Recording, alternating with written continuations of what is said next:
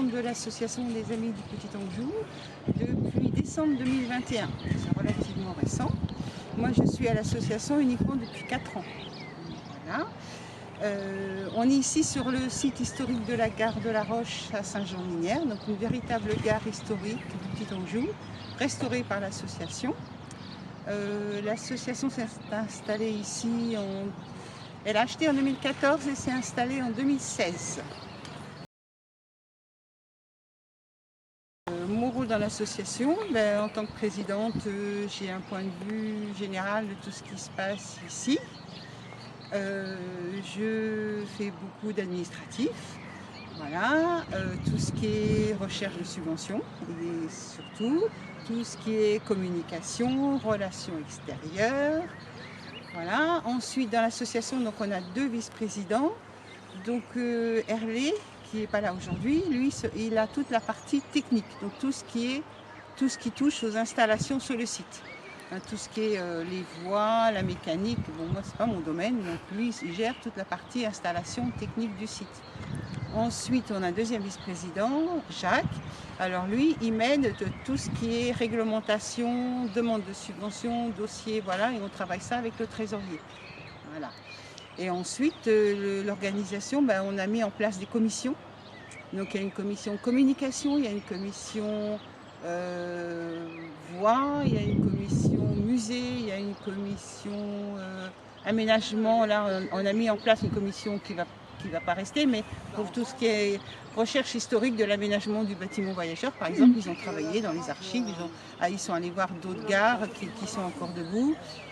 Dont une à Candé où on a retrouvé des choses qui n'ont pas bougé depuis l'époque du Petit Anjou. Ça nous a permis de travailler et on sait exactement ce qu'on veut faire et comment on va l'aménager.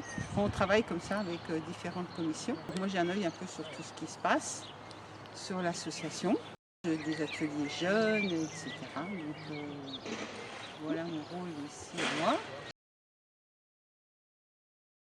On définit les grandes missions de l'association. Donc le conseil d'administration se retrouve une fois par mois.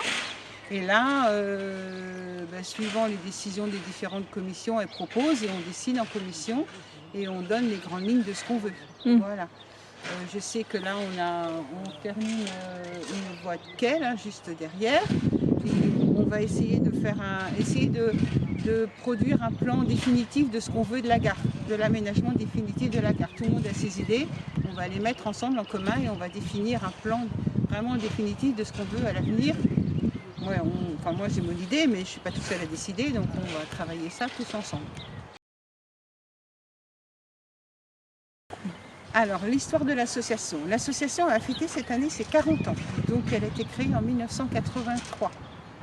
C'était 2 passionnés d'histoire ferroviaire, notamment le Petit Anjou, qui se sont retrouvés par hasard sur une brocante à chercher des cartes postales du Petit Anjou. Ils ont discuté, ils se sont aperçus qu'ils cherchaient la même chose. Donc ils ont continué à travailler ensemble. Et en 1983, il y avait encore des gens qui avaient travaillé sur le Petit Anjou qui étaient en vie, parce que le Petit Anjou s'est arrêté ici en 1955, partout en Maine-et-Loire en 1948. Donc ça faisait que 40 ans, il y avait encore des gens qui avaient travaillé sur le Petit Anjou qui étaient en vie. Ils sont recherchés des noms, ils ont fait plein de recherches dans les archives, ils sont allés les voir et ils ont recueilli nombre de témoignages. Donc ils ont écrit des livres avec tous ces témoignages, beaucoup de livres. Et ils sont allés les promouvoir. Ils ont fait des expositions dans les fêtes de village, dans les maisons de la presse, plein d'endroits partout en Anjou pour se faire connaître. Et de fil en aiguille, ils ont récupéré des vestiges de toutes différentes tailles, des petites d'abord, des petits objets que des gens qui avaient acheté les gares avaient chez eux dans leur grenier, qui ne le savaient plus. Donc ils ont récupéré de plus en plus d'objets. Et les anciens, en discutant, ils se sont dit pourquoi on ne ferait pas une association des Amis du Petit Anjou. Et c'est comme ça qu'est née l'association. Donc tout d'abord, l'association, elle était dans un petit terrain vague ici, à côté de l'église, ça s'appelle la foresterie. Donc ils étaient installés là et ils ont commencé à rassembler des objets. Mais quand ils ont commencé à récupérer des voitures voyageurs, dehors, elles s'abîmaient l'hiver. Donc ils ont continué à travailler avec la municipalité de Saint-Jean-Minière qui les a toujours soutenus. Et ils ont demandé à Emmaüs, la communauté d'Emmaüs, leur a mis à disposition un hangar dans lequel ils ont installé un atelier. Donc ils ont acheté des machines-outils Ils ont pu emmener tout le matériel qu'ils avaient récupéré à l'abri. Ils ont mis des rails, ils avaient récupéré des rails, ils ont remis des rails et ils ont commencé à travailler. Et là-bas, ils ont restauré la voiture voyageur seconde classe. Ensuite, dans les années 90, Emmaüs a eu besoin de récupérer leur hangar. Donc, ils n'avaient plus rien. Et la ville ici leur a mis à disposition un terrain nu dans la zone artisanale de la Maladrie, à côté de Leclerc actuellement. Et là, un terrain nu, donc l'association a construit un atelier, a déménagé l'atelier, déménagé les vestiges, déménagé les rails, remis les rails, les machines-outils, tout ça. Et là-bas, ils ont été jusqu'en arrivant ici, jusqu'en 2016. Et là-bas, ils ont restauré, entre autres, parce qu'ils ont fait bien d'autres choses, la voiture voyageur première classe, là-bas. Ils ont, au Solou, ils ont aussi restauré de la drésine. Enfin bon, il y a eu plein d'autres restaurations qui ont été faites. Et après, en 2016, donc, ils ont déménagé et l'association ici est chez elle. Donc les équipes précédentes, les conseils d'administration précédents ont beaucoup travaillé, on les remercie beaucoup avec les différentes municipalités, la Fondation du patrimoine, pour pouvoir acheter le site. L'association ici est chez elle. Donc on ne peut que remercier tous ceux qui ont travaillé avant que nous, l'équipe d'aujourd'hui, arrive. Voilà. La gare, quand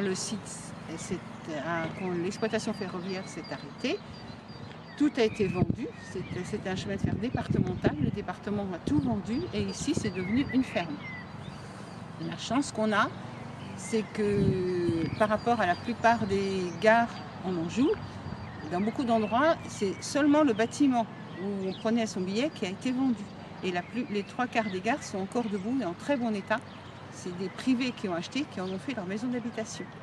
Ici, si le département avait vendu que le bâtiment, on aurait pu retrouver un lotissement ici. Mais la chance qu'on a, c'est que c'est devenu une ferme, donc toute l'emprise de la gare a été préservée. Et l'association a pu acheter toute l'emprise. Donc là, c'est pour ça qu'on a pu réinstaller les voies et restaurer la gare à l'identique de l'ouverture. Ici, c'était 1909. Ici, maintenant qu'il est fonctionnel, c'est un site touristique qui est ouvert au public tous les étés, juillet, août, septembre, tous les mercredis, tous les dimanches. Donc toute la journée, on sort tout le matériel roulant, on s'habille, on reçoit tous costumés 1900 et on reçoit les visites. Alors certains d'entre nous sont guides conférenciers, d'autres sont chauffeurs, mécaniciens. Il y a les mécaniciens qui expliquent les restaurations. Voilà, donc c'est une gare qui vit. Il y a des jours de visite où il y a des travaux qui se font. Enfin bon, les visiteurs voient une gare vivante qui bouge et qui s'anime. Voilà, donc qu'est-ce qu'on veut du site? On veut continuer à le développer en site muséographique, en aménagement tous les espaces. On a aménagé le bâtiment voyageur. Là, la marchandise, on n'y a pas touché, mais on a des projets dans la marchandise. On a des projets dans l'ancienne lampisterie. On a des projets dans la remise à drésine qui est derrière. Voilà, on a des projets d'aménagement de l'autre côté. Enfin, les projets, on les a. Ça, c'est le projet à court terme. On a un projet beaucoup plus ambitieux pour lequel on travaille beaucoup. Parce qu'on est très bien dans cette gare, on développe, on le fait vivre, mais on aimerait bien avoir une ligne touristique ferroviaire. Ça, c'est un des projets qui n'est pas d'aujourd'hui, qui date déjà depuis longtemps, pour lequel on continue à travailler et à mobiliser les élus. Parce que c'est une ligne ferroviaire qui pourrait partir d'ici, qui irait jusqu'à Angers en longeant le lac de Maine.